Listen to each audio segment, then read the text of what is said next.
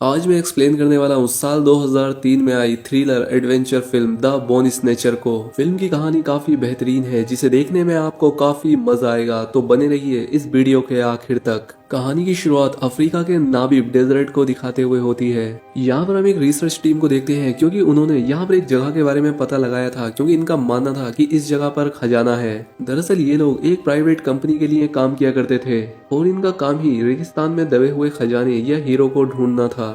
और इसीलिए ये तीनों उस जगह पर जाते हैं जहाँ पर इन्हें एक अंडे के आकार की बड़ी सी चट्टान मिलती है। जब पोल उस चट्टान पर हथौड़ा मारता है तो वो चट्टान टूट जाती है और उसमें से एक अजीब सा क्रीचर निकलकर इन तीनों को मार देता है।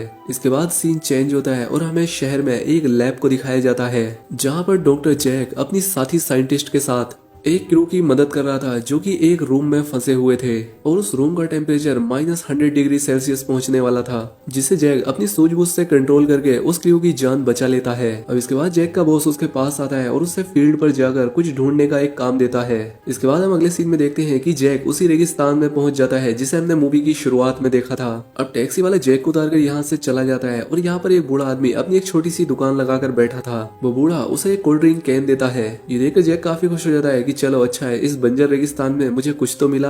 खैर अब जैक को रिसीव करने के लिए कमांडर कार्ल लाता है और उसे अपनी कंपनी के बेस पर ले जाता है। बेस के रिसेप्शन पर उसे मिकी के साथ उसका साथी जॉन मिलता है। अब मिकी जैक का पासपोर्ट देखकर उसके सामान की चेकिंग करती है, जिसमें उसे जैक की एक मशीन चार्ली मिलती है जो कि एक ट्रैकर था और ये ट्रैकर 2000 फीट नीचे तक के पानी का पता लगा सकता था।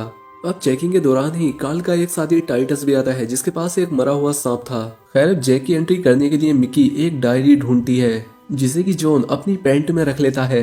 अब उसकी इस बदतमीजी के लिए जैक जॉन को मारकर बेहोश कर देता है और मिकी उस डायरी को लेकर वहां से निकल जाती है। अब थोड़ी देर के बाद जैक और मिकी एक ट्रक से उन लोगों की तलाश में निकल जाते हैं जिन्हें कि हमने मूवी की शुरुआत में देखा था, जो कि डायमंड्स की खोज के लिए यहाँ आए थे। उन्होंने अपने ट्रक के ऊपर बहुत सारा फ्यूल कैरी करके रखा था क्योंकि उन्हें 1000 किलोमीटर तक भी भटकना पड़ सकता था। कार्ल भी अपनी फर्स्ट एड किट और अपनी गन को ट्रक में लोड कर लेता है। इसके बाद हम यहाँ पर दो और नए कैरेक्टर से मिलते हैं, जिसमें लड़की का नाम मैग्डा और लड़के का नाम कर्ट था और ये दोनों इस ट्रक के ड्राइवर थे। सफर तय करने से पहले एक बूढ़ा आदमी टाइटस को हड्डी का बना एक लॉकेट देता है जिस पर एक भयानक खोपड़ी का डिजाइन था। खैर अब इनका सफर शुरू हो जाता है और हम देखते हैं कि जैक मिकी की तरफ थोड़ा अट्रैक्ट हो रहा था। अब काफी देर तक इस रेगिस्तान में भटकने के बाद मिकी को उन पहले वाले लोगों का ट्रक दिखता है। खैर अब जब ये लोग अपने ट्रक से उतरकर थोड़ा आगे जाते हैं तो इन्हें वहां पर दो इंसानी कंकाल मिलते हैं। एक कंकाल के पास एक चाकू भी था जिसे देखकर कार्ल समझ जाता है कि ये पोल की बॉडी है। अब सभी लोग यहाँ पर इस बात से हैरान थे कि इन लोगों की मौत तो यहाँ पर सिर्फ 5 से 6 घंटे पहले ही हुई होगी, तो इनकी बॉडी इतनी जल्दी डिकम्पोज होकर कंकाल कैसे बन गई। मिकी इसकी इन्वेस्टिगेशन करने के लिए पुलिस बुलाने के लिए कहती है, लेकिन कार्ल का शक उस तीसरे आदमी पर था क्योंकि यहाँ पर सिर्फ 2 ही कंकाल थे जबकि यहाँ पर 3 लोग आए थे, यानी कि उस तीसरे आदमी ने ही इन दोनों को मारा होगा। तभी उन्हें टाइटस आवाज लगाकर अपने पास बुलाता है। यहाँ पर इन्हें पैरों के निशान दिखाई देते हैं जिनका ये लोग पीछा करने लगते हैं। मैग्डा वही ट्रक में थी। अब इन्हें आगे आने के बाद पता चलता है कि शुरुआत में पैरों के सिर्फ 2 ही निशान थे, लेकिन अब उन्हें 4 पैरों के निशान मिल रहे हैं। तभी जैक का ट्रैकर एक डायरेक्शन की तरफ बीप करने लगता है, जिसके बाद सभी लोग उसी तरफ बढ़ जाते हैं।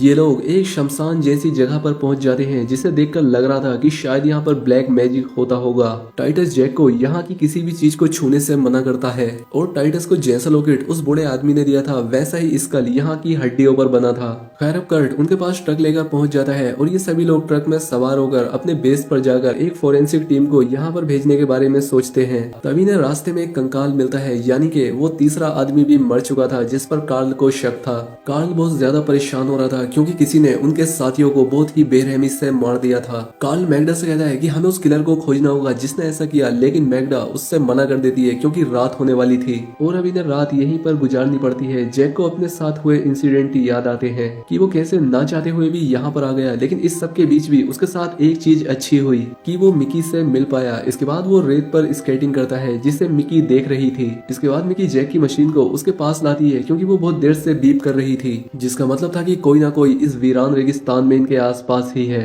लेकिन जैक और मिकी अपना रिश्ता बनाने में लगे हुए थे। खैर जब यहाँ पर इन्हें बातें करते हुए काफी देर हो जाती है तो मिकी ट्रक में सोने के लिए चली जाती है, लेकिन जैक वहीं बाहर रेत पर बैठा रहता है और तभी उसका मशीन जोर जोर से बीप करने लगता है। जैक जब अपने आसपास देखता है तो उसे कुछ भी नहीं दिखता और तभी वो क्रीचर उसके सामने आ जाता है, जिसे देखकर जैक चिल्लाते हुए ट्रक के पास जाकर कार्ल को जगाता है। कार्ल जब चारों तरफ अपनी टॉर्च जलाकर देखता है तो उसे कुछ भी नजर नहीं आता। वो जैक से कहता है कि देखो तुम अफ्रीका में हो, तुमने जरूर कोई जानवर देखा होगा, यहाँ पर अक्सर ऐसा होता रहता है। तभी मिकी उन्हें बताती है कि हमारे साथियों के कंकाल गायब हैं। कार्ल को लगता है कि ये जरूर जैक ने किया होगा, लेकिन जैक उस पर गुस्सा करते हुए बोलता है कि तुम्हें भी पता है कि यहाँ पर कुछ अजीब चल रहा है और वैसे भी मैं उन हड्डियों का क्या करूंगा। इसके बाद टाइटस उन्हें क्यूलो के बारे में बताता है जो कि एक क्वीन थी और वो अपनी प्रजाति की पहली और आखिरी जीव है जो कि डायनासोर से भी पहले से है और वो सिर्फ दूसरी चीजों का शिकार करती है, वो सिर्फ हड्डियों को ही छोड़ती है। लेकिन ये सारी बातें कार्ल को बकवास लगती है। खैर अब थोड़ी देर के बाद कर्ट और जैक को मशीन से फिर से बीप करने की आवाजें आती हैं, तो कार्ल मैग्डा को ट्रक उसी डायरेक्शन में ले जाने के लिए बोलता है, लेकिन मैग्डा उसे सुबह होने के लिए कहती है। खैर अब जैसे ही सुबह होती है ये सभी लोग उस चीज के पैरों के निशानों का पीछा करते हुए आगे बढ़ते हैं। अब एक जगह आने के बाद ये सभी लोग चारों तरफ उस क्रीचर को ढूंढने लगते हैं। वो क्रीचर उन्हें एक जगह पर दिख जाता है और कार्ल उसे अपनी गन से शूट कर देता है और गोली लगते ही वो क्रीचर राख की तरह बिखर जाता है। जब भी लोग उस जगह पर जाकर देखते हैं तो इन्हें वहाँ पर कुछ भी नहीं मिलता। कार्ल भी ये देखकर काफी हैरान था।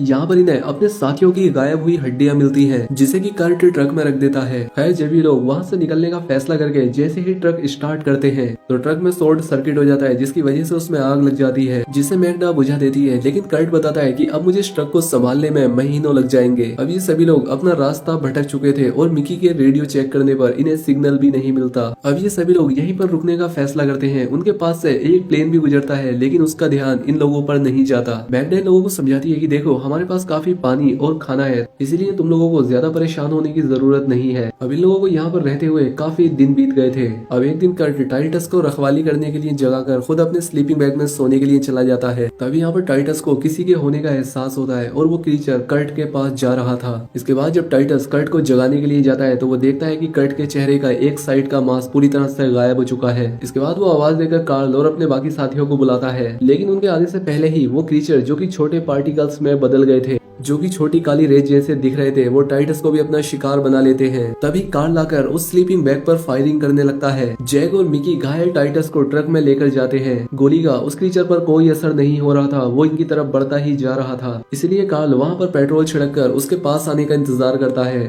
मैग्डा उसे आग जलाने से मना करती है क्योंकि इसमें कर्ट भी जल जाता, लेकिन कार्ल मानने वाला नहीं था। तभी जैक बताता है कि वो क्रीचर वापस जा रहा है पेट्रोल की वजह से। इसके बाद सभी लोग टाइटस को देखने लगते हैं। अब जैक ट्रक के चारों तरफ पेट्रोल डालकर सभी को सेव कर लेता है क्योंकि क्रीचर पेट्रोल के पास नहीं आ रहा था। तभी कार्ल देखता है कि उस क्रीचर ने कर्ट के कंकाल में समाकर एक खौफनाक रूप ले लिया है। ये देखकर कार्ल उस पर हमला करता है, जिससे वो क्रीचर वहां से जाने लगता है। अब यहाँ पर कार्ल और जैक में झगड़ा हो जाता है क्योंकि जैक कार्ल को गोली चलाने से रोक रहा था। मिकी उन्हें रोकते हुए समझाती है कि हमें आपस में नहीं लड़ना है। इसके बाद ये सभी लोग प्लान बनाते हैं कि हम लोग पैदल ही अपने बेस में जाकर मदद लाएंगे और इस बीच मैग्डा टाइटस के साथ ट्रक में ही रहेगी। अगली सुबह मिमी, कार्ल और जैक पैदल ही रेगिस्तान में आगे बढ़ते हैं। काफी दूर आगे आने के बाद उन्हें उनकी तरफ एक रेत का तूफान आता हुआ दिखता है, जिसमें वो सब फंस जाते हैं। खैर तूफान खत्म होने के बाद ये लोग दोबारा से अपने सामान को चेक करते हैं, जिसमें कि जैक की मशीन टूट गई थी और साथ ही उन्होंने पेट्रोल का एक बॉक्स भी लिया था, जिसका ज्यादातर पेट्रोल रेत में ही गिर गया था। खैर अब इन्हें चलते चलते रात हो जाती है और वही जगह पर रुकने का फैसला करके अपनी चारों तरफ पेट्रोल डालकर उसके बीच में बैठ जाते हैं। ये तीनों यहाँ पर एक दूसरे का हाथ पकड़ के बैठे ही थे कि तभी वो क्रीचर मैग्डा के कंकाल में यहाँ पर आता है। उसने अपने चेहरे की जगह मैग्डा का फेस लगा रखा था। पेट्रोल की वजह से वो घेरे के अंदर तो नहीं आ पाता, तो इसीलिए वो यहाँ से चला जाता है। अब आगे बढ़ने के बाद इन्हें अपने दोस्तों का वही ट्रक मिलता है जिसे लेकर वो उस अंडे के पास आए थे। अब इसीलिए ये लोग सबसे पहले अपने लिए मदद बुलाते हैं और इसके बाद जैक के पीछे ये दोनों भी उस अंडे में चले जाते हैं। अंदर आकर जैक समझ जाता है कि ये जगह उसी क्वीन क्रीचर की है और ये चींटियों की प्रजाति का ही एक विकसित रूप है।